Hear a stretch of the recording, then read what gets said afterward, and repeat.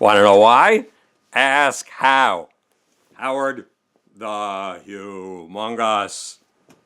I want to attack two basic principles of the intellectual group I'm basically a part of, the liberal progressive elite. We have two assumptions that are violently, horribly wrong. One is that the kind of violence that we saw in the revolutions of the early 20th century, the revolutions that were being fomented all during the 20th century, and now the Islamic violence against places like Paris and Belgium, we assume that this violence is caused by poverty, that we have dissatisfied kids who are incapable of getting jobs. We have dissatisfied kids who were impoverished, and they are turned to violence by their impoverishment. This is dead wrong. There's something called, that I call at least, the rich kid effect, the spoiled rich kid effect. It isn't poor kids who lead revolutions. It isn't poor kids who lead violence. It's spoiled rich kids.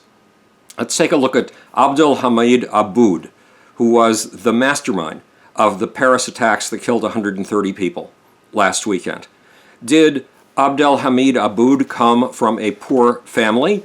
Was he a refugee? Had he come across borders from some place like Syria? No, he was born in Brussels. His family had moved from Morocco 40 years ago. He was anything but poor. His father owned 2 clothing shops. His father says about Belgium and what it gave to that family, to Abdel Hamid Aboud's family. His father says, "Our family owes everything to this country. We had a wonderful life. Yes, even a fantastic life here." In addition, Abdul Hamid Aboud went to an elite school. He went to an upper-class school. He wasn't well liked in that school. One of his classmates says he was a little jerk. Why? Because he bullied other kids, he stole their wallets, and he even bullied the teachers. Why does a person like Abdul Hamid Aboud turn, if he's a spoiled rich kid, to terrorism? Why does he turn to being gleeful about killing his fellow human beings? Why have previous generations of spoiled rich kids been so gleeful about killing? People like Mao Zedong, the leader of the Chinese Revolution, whose father was a wealthy rice merchant. People like Fidel Castro in Cuba, whose father was a plantation owner. People like Lenin in Russia, whose father was a very high-placed bureaucrat in the educational system, very high-placed, of Russia. And Trotsky, who came up with many of the theories that justified violence. Trotsky's father was a wealthy manufacturer. Why do these kids turn to violence? Because no matter how privileged they are, in the stage of life that starts at about the age of 12 and goes to about the age of 31 when you're trying to find your place in society, these kids, no matter how rich, do not feel a place in society, and they feel at the bottom of everything. Why? Because kids that age, even 28 years old, like Abdul Hamid Aboud, are still finding their way. There are still many, many, many layers of people above them. But if they can kill those people, and if they can kill enough of those people, they can come out on the very, very top. Look what happened to Mao, leading a country of almost 1 billion people. Look at what happened to Lenin, leading a country that spanned a continent. Look at people like Fidel, who rebelled against his father, the plantation owner, and turned all of Cuba into his own personal plantation. He was capable of, he had ownership of anybody's car, anybody's yacht, anybody's airplane, anybody's helicopter. It all has belonged to Fidel. Alas, now he's a little too old to enjoy it. Trotsky didn't make out so well. He made it to one of the top positions under Lenin, but eventually he was eliminated. A spike was driven through his head. So it's dangerous to make revolution. But if you succeed and you kill enough people and you climb successfully, you can be at the very top.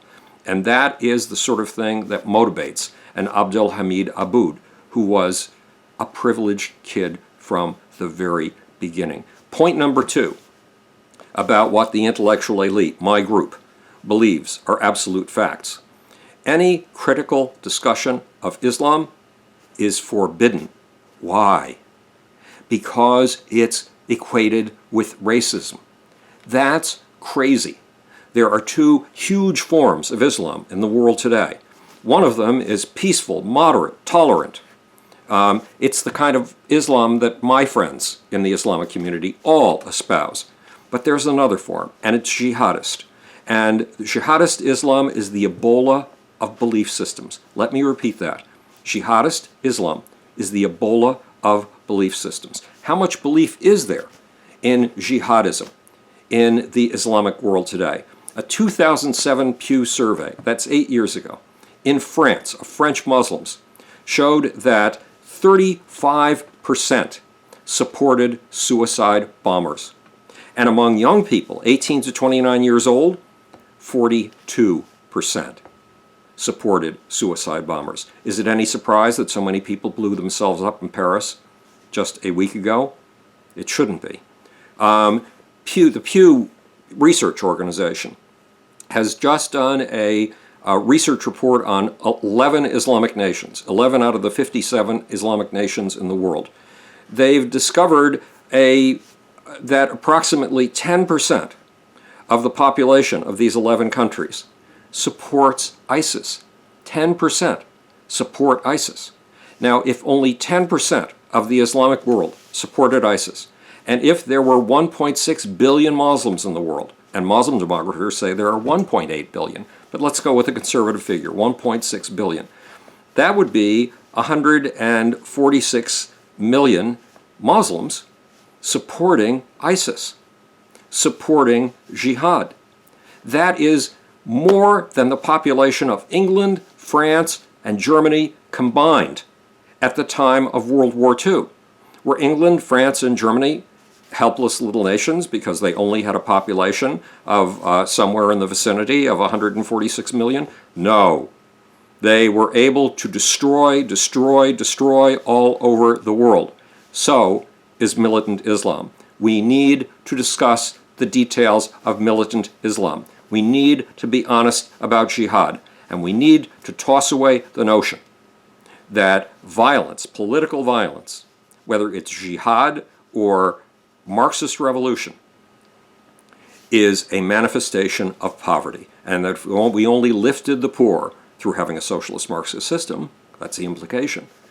There would be no more war. Sorry, we just make more kids, if we succeeded, rich. And who makes war? Who produces the violence? Spoiled rich kids. This is Howard the Humongous, speaking to you from the future. It's your job and my job to make, but this is serious business. Or, want to know why? Ask how. And now, for that sneaky, sleazy, slimy, impossible to find little off button, I've got it.